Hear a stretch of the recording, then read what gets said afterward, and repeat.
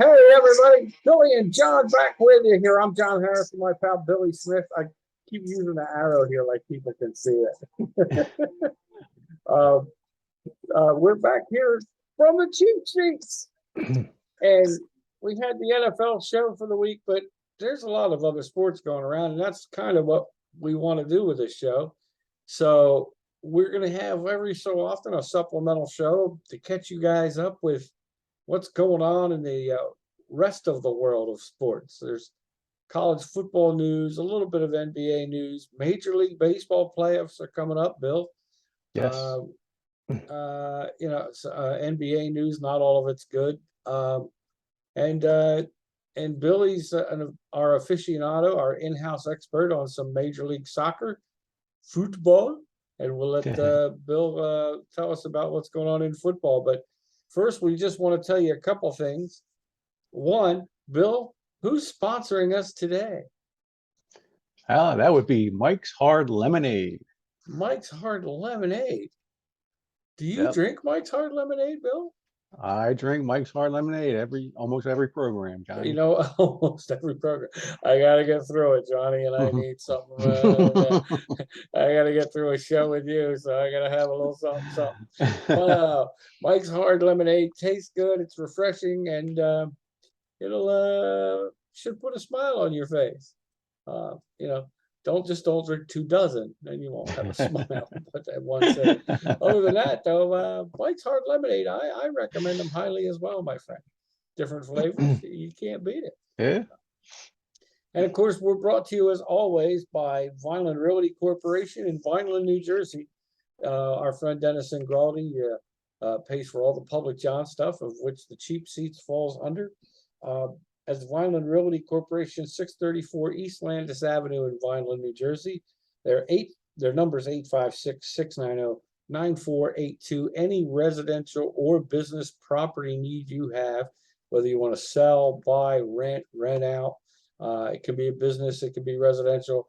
Give Dennis and his folks a call down at Vineland Realty Corporation at 856-690-9482 at 634 East Landis Avenue. Pop in and tell them John and Bill sent you from the Cheap Seats, and they'll take care of you. So we'll smoothly segue from there and say thank you to Dennis and to Mike for making his lemonade so hard. We don't want that soft lemonade, Bill. We want that hard stuff, baby. We're from the Cheap Seats here today, and here in the Cheap Seats, we're all chatting about a bunch of stuff up here in the bleachers, and one of the things we're chatting about, Bill, is baseball playoffs.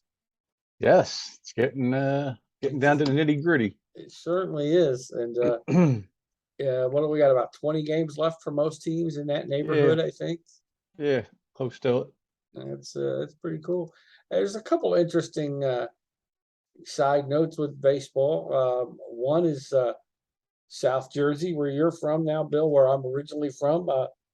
South Jersey's own Mike Trout from Millville, New Jersey, hit probably the best, if not one of the top 3 or 4 best players in all of Major League Baseball right now. Just his home run streak just ended. He just hit home runs in 7 consecutive games for the Los Angeles Angels. Though they're not going to make the playoffs, they are a little bit improved this season. And of course, he missed some time being hurt. But if you get if Rendon gets off the schneid, they get one good outfielder and maybe a really good starting pitcher. The Angels could make some playoff noise next year, I think. Yeah, no doubt. I agree. And of course, your team, the Orioles, greatly improved team this year. But it unfortunately looks like they're going to miss out on the playoffs. I think they're just going to run out of time, it looks like. Yeah, being 5 games out, it's going to be tough with 20 games left. So, but I'm sorry, go ahead. No, I was going to say, but they've been a surprise all year, and looking forward to the future. Yes. Looks like this year they actually let the baseball people run it, and that's finally what got the Orioles to play a little better ball. They evaluated the players they had. And I'll be honest, I was surprised when they traded two of their, what I thought were two of their best players in Trey Mancini and wasn't it a reliever? I can't remember. Oh gosh, Yeah, it he just was had his name. actually he was in the All-Star game and they Yeah, sent him to Cleveland. I and they think it was sent him to Cleveland. Cleveland, and I thought, oh, the Orioles are giving up, and they're Lopez, I not. think. They played better. They played better. Only 5 games out of the wild card. But yeah, there's only what 20 games left, 21 games left. So it's a shame, but they're not. And they're playing great at home this year. They're like 41-30 at home. That's Yes. pretty good. They're a little bit under on the road. If they can figure out a way to get that road record up for next season, even get it to 500 or a little better, they'll make some noise. They're in probably the toughest, most competitive division in Major League Baseball in the AFC East.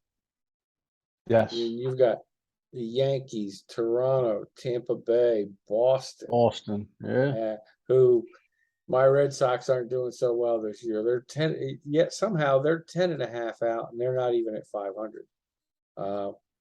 Big fear is they may lose Andrew Bogarts to free agency. So, because he's going to command a huge price. Right. But I think from what I've been reading and hearing is he actually may give the Red Sox a little bit of a hometown discount because he does kind of want to stay there. But you never know how that works out. They may not be able to keep him. It might just be too much money because you still have Devers, you still have some guys that you got to pay. So, going to be interesting. But I like the Orioles. I like their makeup. Another surprising team who looks like is going to make it's who the Orioles would have to catch right now. One of the two teams is the Seattle Mariners. How surprising have they been this season? They've been really surprising. Yeah, everybody thought they were yeah. going to be scrubs. Everybody thought they were going to be one of the worst teams in the league. But they are 17 games over 500. So they're playing pretty good baseball. And you're kind of happy for a team like that when they do something like that. Of course, you always have Toronto and Tampa. They're always up there, and of course, the Yankees are leading the division. So, but that is the toughest division, I think, in baseball. And Tampa's always there. Being a small market, they're every year. Right small market, they're always in there. So, and that was one of the things I was always saying about the Orioles is you can't use money as an excuse. You got to let baseball people run it because look at Tampa. Look at those years in Oakland. Now, Oakland's not doing great now, but they had all those great years under Billy Beane with Moneyball. I mean, same thing. Hey, here's a budget, guys. You got to stick to it. And they figured out ways to get good players and keep them. Yep. I think it's going to be interesting to see because I think it's a matter of who and where. Joe Madden ends up managing next year. I mean, because you got some teams that could use a guy like that. Philly's got their managers technically still interim. Yes. I'm looking here. It wouldn't surprise me if, for quote unquote health reasons, Tony La Russa steps down. As I said, now he's got a pacemaker and he's up there. So wouldn't surprise me if they encourage him to step down, as they say. Oakland's not very good. Detroit's not good, but I think AJ Hinch's job is safe. But the A's may look for somebody else. Then if you look at the National League, like we said, the Phillies. I'm looking at other teams here. Maybe, well, he's already managed the Cubs, so he's not going to the Cubs. He managed in Tampa, but I don't think Miami's going to get rid of Donnie Baseball unless he decides to step away. But you still have Cincinnati. I don't think he'll want to go to Pittsburgh because Pittsburgh, same as Baltimore used to be, they just don't seem to figure out a way to get off the schneid, with money. And Washington just looks like a disaster. And they were close to the World Series. 2 years ago they won the whole thing. 2 years ago. 2 years ago they won everything. but they've let so many people go. You've let Scherzer left, Rendon left, Harper left. Yeah, Strasburg wasn't the same. Strasburg hasn't been the same, and now Juan Soto's gone. So Yeah. and he's not doing well in San Diego so far. No, I think that was probably a good trade for them, I guess. I mean, they Well, they get some got a young big talent. haul. They got Yeah. a lot of guys. So if one or two of them work out to be pretty good, then yeah, you made out okay because you're not paying that astronomical salary anymore for that salary cap. So And what gets me is, when they're making 300 million, one person, mhm. and it's a team game. I just don't. How are I you gonna, can't and fathom how that. can you keep a team when you got one guy that chews up no less than 30% of your salary cap, if not Right. more? Some new rules going into Major League Baseball next year. Hmm. The bases are going to be a little bit bigger, like 3 inches bigger. So people think that's going to affect stealing. It's going to make plays at first either closer, maybe some more infield hits. Right. They're looking for it to be safer though, so players don't, especially at first and second, so players don't run over themselves, or you don't run into the first baseman or shortstop as often, things like that. I think it's going to be big too, because you're talking 3 inches each way, so you're talking Mhm. 6 inches more, closer to each Yeah. base. Now, I Yep. mean, Yeah, I think you're going to see more tries at steals. You're going to see more infield hits that are going to happen because his first base is bigger. hmm More stolen bases, things like that. So yeah, I think it's going to make a big, and they want to do that. That's what they want. They want more offense.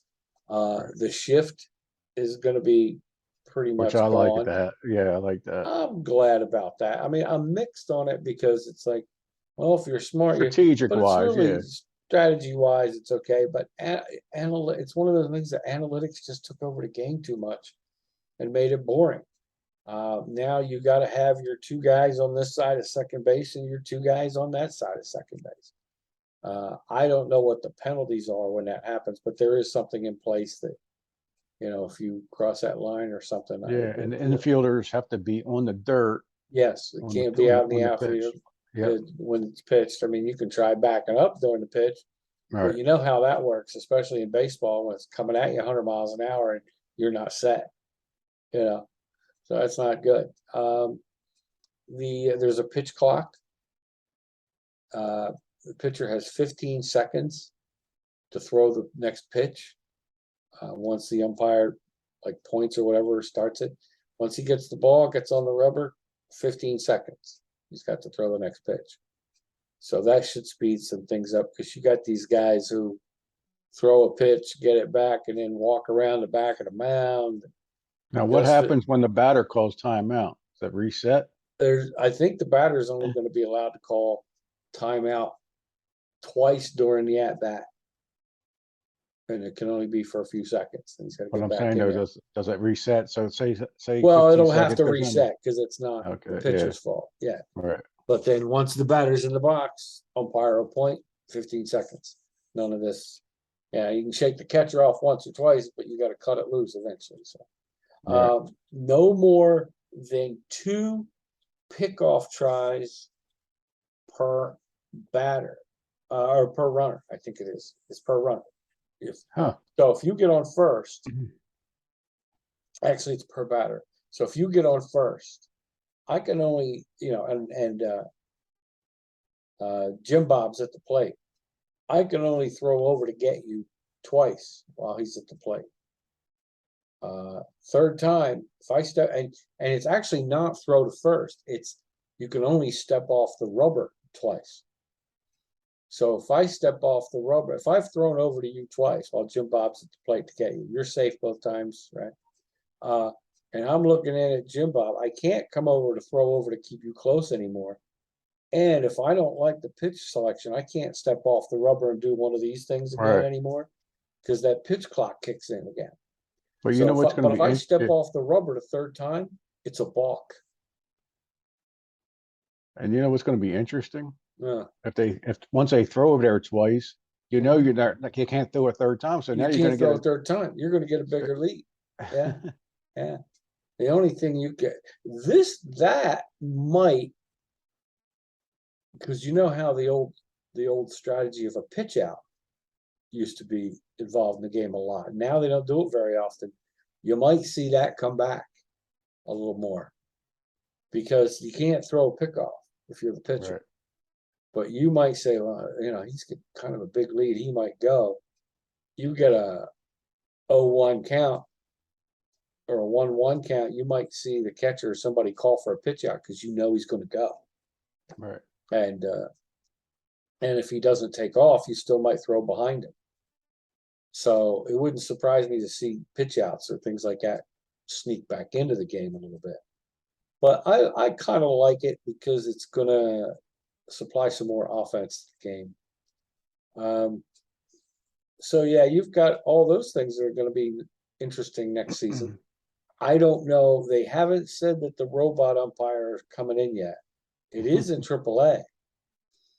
I get a feeling that that'll be a winter's meeting discussion. Yeah. You got to have a You know- longer discussion for that.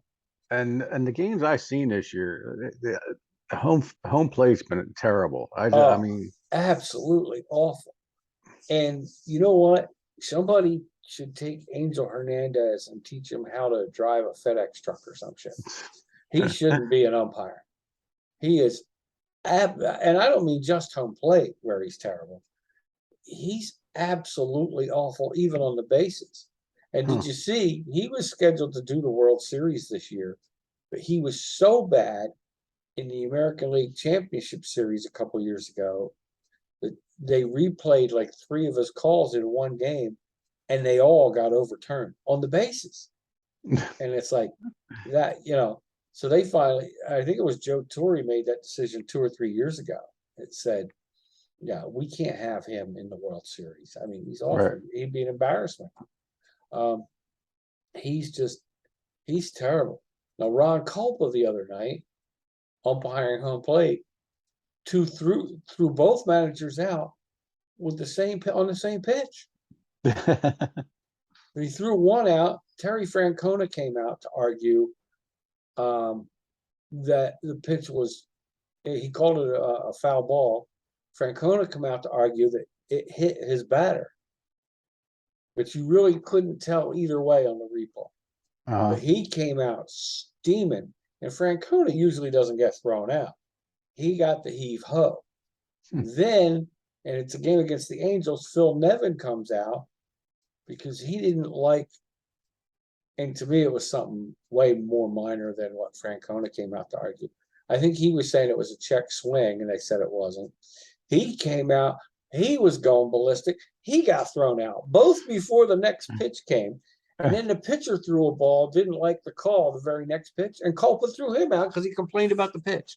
So it was like in 2 pitches, he threw 3 guys out, 2 managers and a pitcher. And it's like, all right, I'm like, are you kidding me? I mean, an umpire is supposed to blend into the game. And we've both seen it and played enough and know it. And I've umpired enough. You want to blend into the game. If you come off the field and nobody knows who you are successful.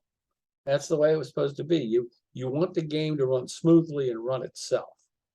Right. I mean, don't get me wrong. If you make a great call, that's fine. But you can't be too big a part of the game and be Yeah, you can't be bigger than the game. It's just and that's what some of these guys do, and they don't have a way to fire. They're such a strong union that you can't just fire them.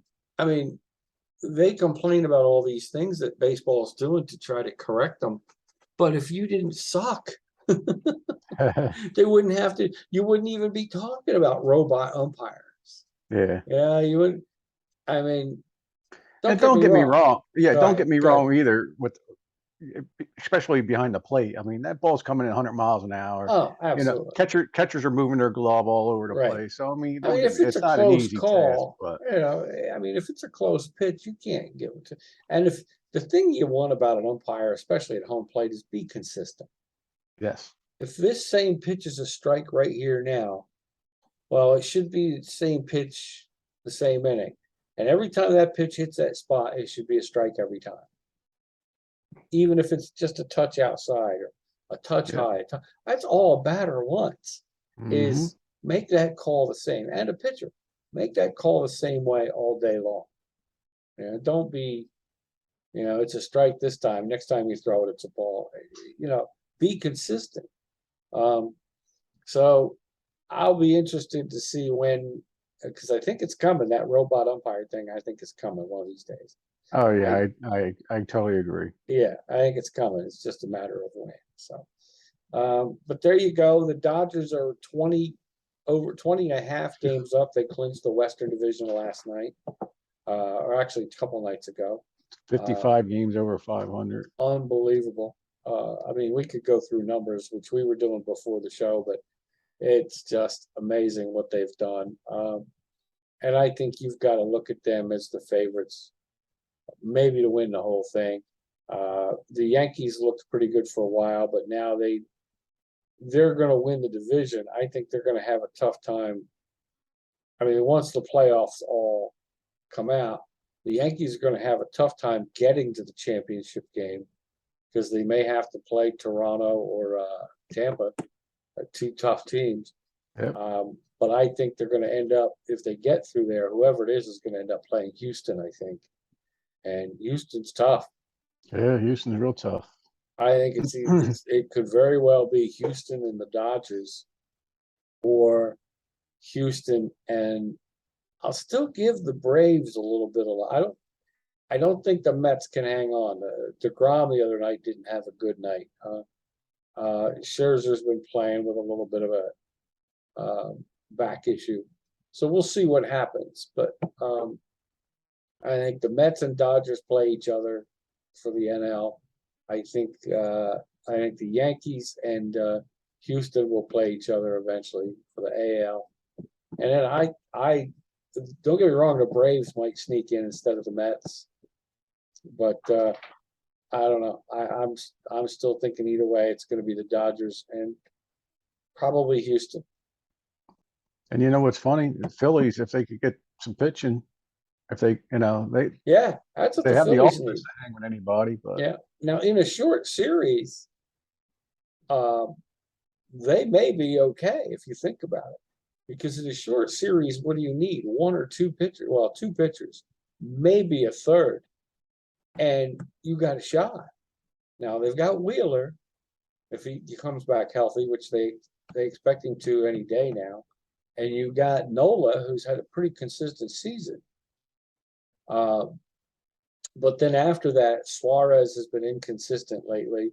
The Gibson will go out and flirt with a no-hitter, and then the next day give up next game 3 runs in the first inning. You just don't know what you're going to get with him. The guy that's kept him in games lately is Bailey Falter. Every time they've started to falter, every time they've started to struggle, have lost a couple games or needed a big game, he's come out and given them 6 innings, 7 innings of pretty good baseball, keep them in the game. He did that last night. All he gave up in 6 innings, I think, was a solo homer. And then the bottom of the 6th, they got a 2-run shot out of Maton to beat Miami's best pitcher, Alcantara, who's one of the best in the National League. And then the bullpen held on. If they keep the bullpen healthy, Alvarado's come around after his stint in the minors. They got what's his name? Dominguez back, and Robertson looked pretty good. So I mean, they can do some damage. You're right in the playoffs, but their hitters have been inconsistent lately.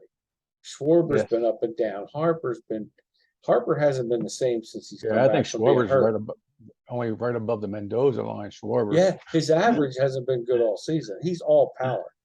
How they have him in the leadoff spot? Yeah, it makes no sense. It makes no sense to me. But I'm thinking, where else could they put him? Maybe. I mean, who do you put in the leadoff spot? Unless you put one of them young kids there. With some speed. Other than that, and they think Marsh is going to be this great long-term center fielder. I don't know, unless they figure out a way to improve his hitting, I don't see it. He's fast, great defender, but you already had decent defenders who were fast. I mean, you got Vreeling on the bench, he's fast. I mean, you already had guys that fit that bill.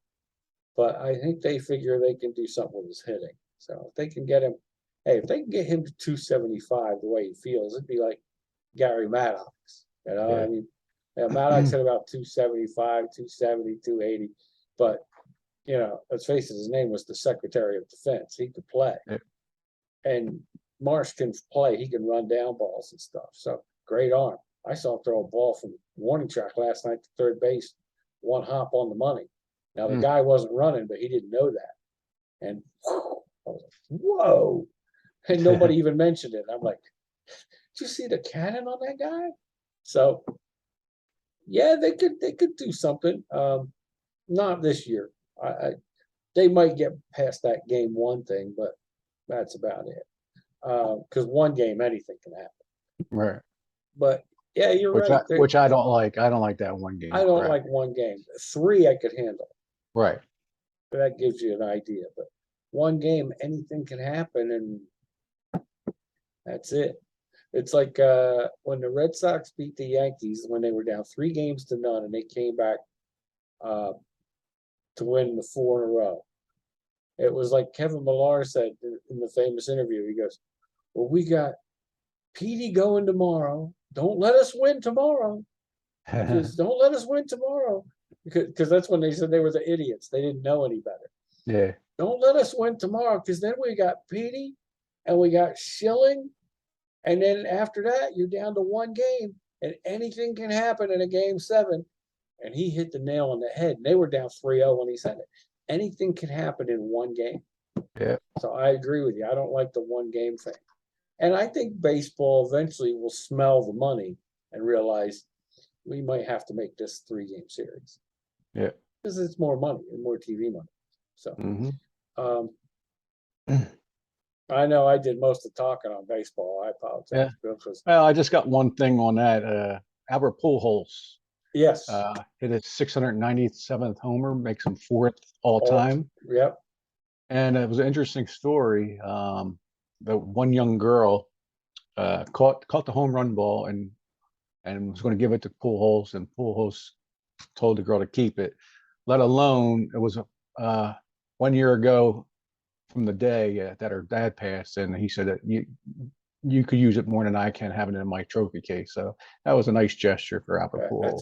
That's a great gesture. And even if she sells it, because we don't know the economic circumstance, it might be a situation where that family needs money.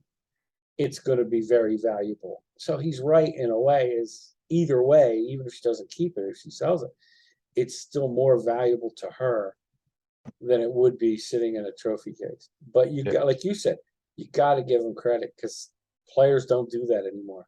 That's a valuable piece of memorabilia that you see teams go up and trade things to get that ball back for the player now, Yeah. So for him to say, you keep it, you're right. That's what baseball players should do. And that's what baseball should be all about. And that's the way it used to be. Yes. Yeah. When you see them throw balls up in the stands now, that was only because that was a mandate after the strike. And then it's become a habit. But and you do have players out there like that, but not all of them. But kudos to him, and be interesting to see with 20 games left if he gets to 700. That'd be you'd like to see it. What's he, 3 away now? 3 away, yeah. 3 away. So you'd like to see it. I'd like to see him get to 700. That'd be cool. So he did a class. That's a class act right there. So and I give him credit. He's had a better season than anybody thought he would on his way out the door.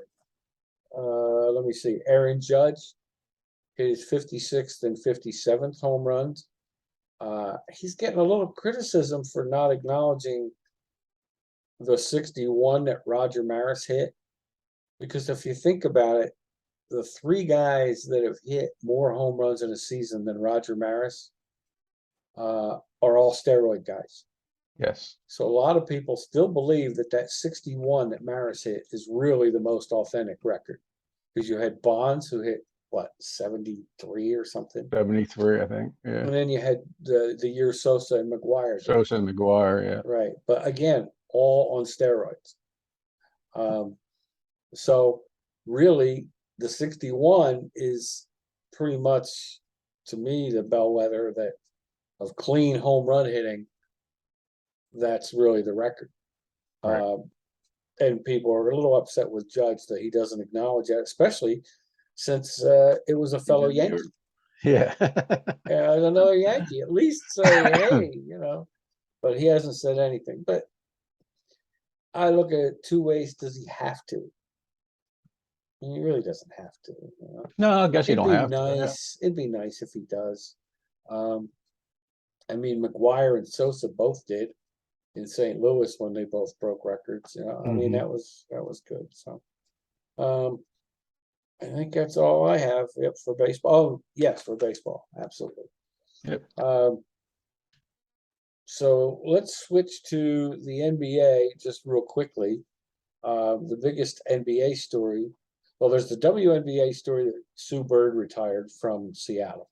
Yes. Great player in the WNBA, maybe one of the best, if not the best point guard ever to play in the WNBA. I think she's 40.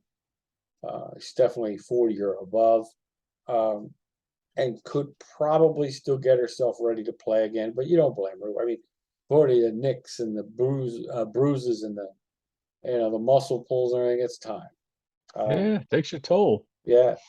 But give her credit. We here in the cheap seats, it's always great to sit back with your remote and watch Sue Bird and people in action. Diana Taurasi's another one that when she retires, you hope she gets the accolades because great players. And that's a fun league to watch. They have the finals going on now with Vegas versus Chicago. I think Vegas is up 1 game to none already. Hmm. Interesting basketball when you watch the ladies. But congratulations to Sue Bird for her retirement and being one of the best to ever play the game. NBA Phoenix owner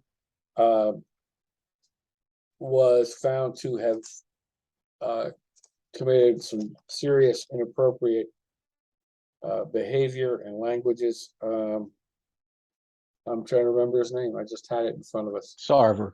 Sarver, that's right. He has been suspended from his duties as an NBA and WNBA owner. He owns the Mercury, and of course, he owns the Sun. He's the managing partner of both of those teams for using racial slurs in emails. They have documentation of that. He used the N-word quite often, and some demeaning terms directly to women, as well as in emails as well, with inappropriate behavior towards women. Like we said, he's been fined for 1 year, and not fined. He's been suspended 1 year and fined $10 million. $10 million is a lot of money to people like you and me, Bill, but to him, it's like a $5 bill. Yeah. But it's crazy how these people think, because 60% of NBA players are of color, right. and you own a women's team. So I mean, I don't understand why all the derogatory I comes out. don't I either. just don't get it. And he hired. So you wonder where his head's at, because the people running his basketball operation are African American. His GM's African American. His coach is African American, who won Coach of the Year. What's your mindset?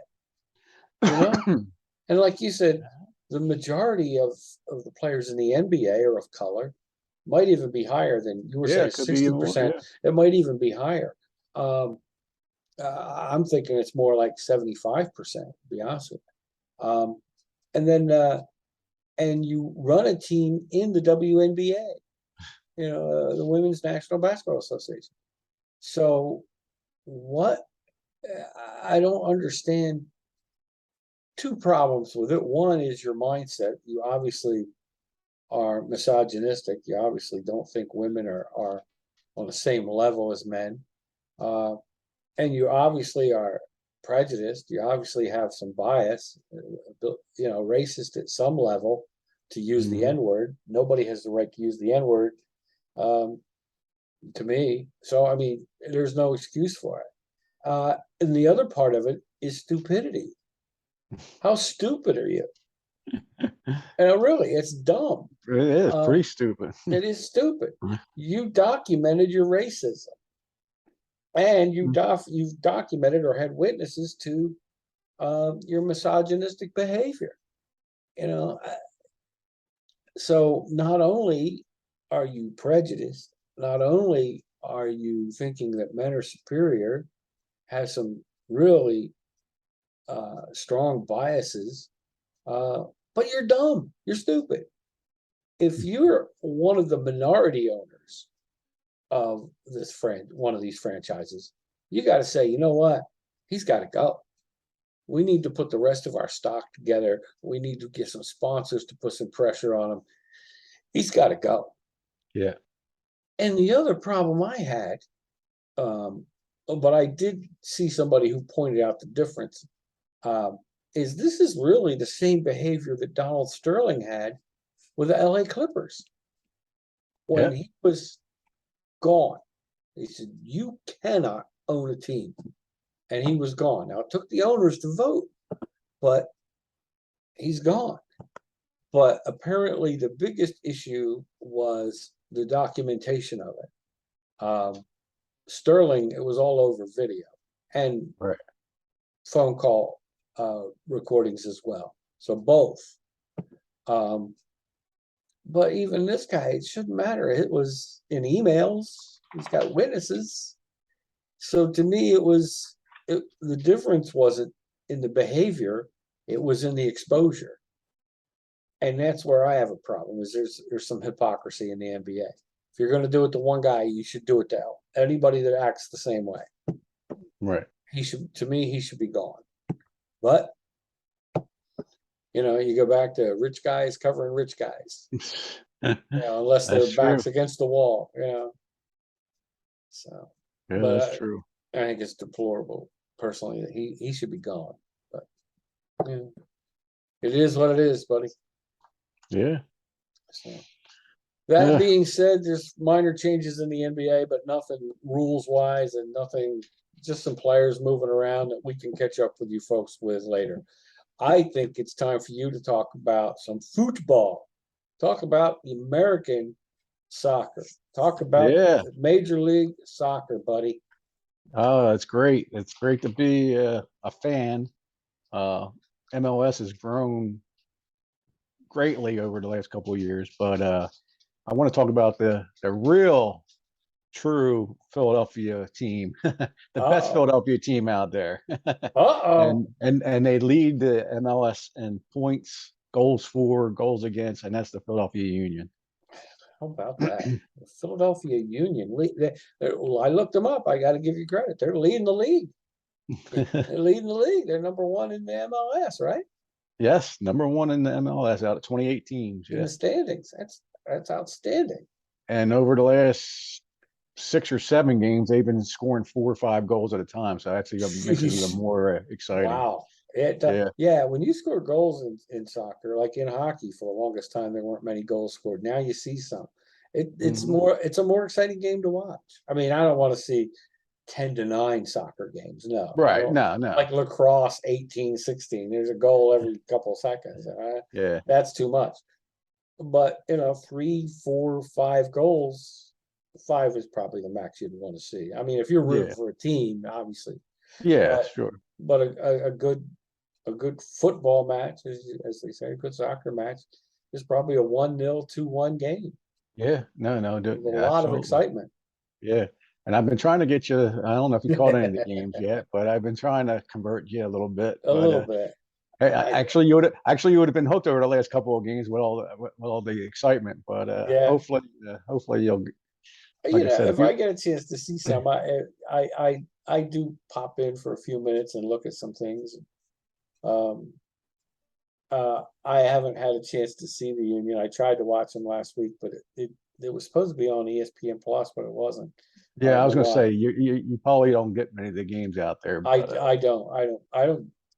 Out here, you have the Kansas City. They're good usually. I can't remember what they're called now. I'd yeah, know it if they're I heard it. the They're I not don't the know. Revolution. That's New England. Is it the Kansas Well, City Football Club? it is. I'll find What out in a have I got second. here? Oh, Sporting KC. Oh, That's what Sporting it is. KC. You're right. Yep. Sporting KC. And they're Yeah, usually pretty good, aren't they? yeah. I Decent, mean, they're. decent. And like, Let's um, see. I can't find it. Oh well.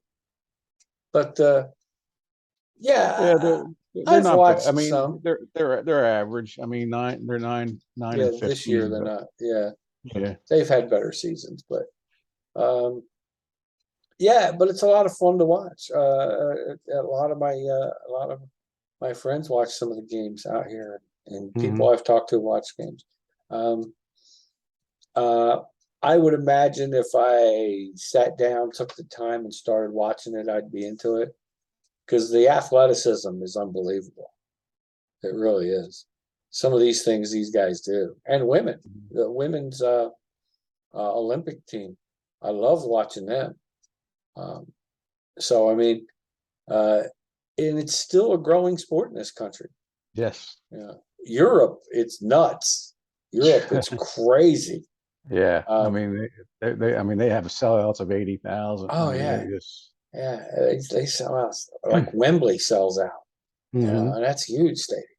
So um, that's great to hear. And it's great to see that soccer's going and more participation in this country and more enthusiasm for it. And let's hope it continues. I'll tell you what, next season, if the Union play out there in KC, I'll come out there. There We'll you go to go. a, We could we'll do go to that. the We could game. have a special speech program and maybe run a couple videos while we're out there watching Yeah, a from game the or cheap something seats. from the cheap seats live at Kauffman Stadium watching Philadelphia Union visit Sporting KC. We're in KC. It Yep. could be fun. So, all right, Bill. I think that outside of maybe a couple college football references, we've got Nebraska fired their coach, and instead of waiting to save $8 million on his contract, fired him right away. All they had to do was wait till October 1st, and they would have only had to pay him $7 million for the season. Instead, they fired him right away and had to pay him $15 million because it's a guaranteed contract. But I guess when you lose to a team on the level of Georgia Southern, not a good team, and you're Nebraska, supposed to have a great program and try to rebuild it and get it back up, people don't care. Money is Yeah. no object in Nebraska. Get out. Yeah. Pack your bags and go. And he'd been there a couple of years, and I think that was the problem. He'd been there 2-3 years, and they didn't see enough improvement. And this Yeah. was such a bad loss that they said, "No, Yeah. we're And I done." think the biggest picture with a coaching change is the recruitment stage, I guess. So even if they finish 500, who's going to want to go there? You know what I'm saying? Right? Because I mean, just losing to a no-name school, basically. Yeah, yeah, um, really. I guess they figured, make the move now, I guess. I Yeah, don't know. who nobody's going to follow. The boosters aren't going to follow us the rest of the season now. We've got no shot at coming back, really. Right. To do any damage in the Big Ten because we're not after this loss. We're not going to get in the top 25. Mm-mm. So they're probably figuring if we get a new coach and we can finish above 500, we can get in a bowl game, and that'll bring some money back in. Mm-hmm. But without finishing above 500 or 500 and above, I think it is. You're not eligible for a bowl game, and this loss hurts them. Yeah. When you go looking at two teams with the same record, you go, yeah, but these guys lost to Hamilton High. They're a college team. This can't happen. So Yeah. yeah, it's going to be tough for them to come back from. So Nebraska's probably figuring this year's now a wash after week 1 or 2. Let's get a coach in here and start rebuilding what we have, evaluating the players we have, and seeing for next year, who do we recruit? What do we recruit? What positions? And start our rebuild now. Evaluate Yeah. what we have and go for it. Yeah. And you had other surprises. I mean, Alabama barely won last week, should have lost. So they dropped from 1 to 2. Georgia goes from 2 to 1. Ohio State's third, right? I Yep. think. And then you got No, I think you're right. It's Georgia's 3. I mean Ohio State's 3, I think, right? Ohio State 3, yeah, Michigan 4. Okay. That's going to make the Ohio State-Michigan game a big And deal didn't later in they the season if they stay yeah, there. and didn't they expand the playoffs too? I don't know if they did. They're Or is talking it about next it. year? I Yeah, think I it's think next year that they do it. okay. And they're already talking about taking that 8 to 12 in a couple of years Right. after that. Yeah, they haven't decided that yet, but that looks like it's going to happen. So, that probably just about covers it. Notre Dame's lost their quarterback for, says 4 months with a shoulder injury, so he's probably done for the season. But they got beat by Marshall, right? Marshall. Was Yeah. not ranked. Appalachian State beat.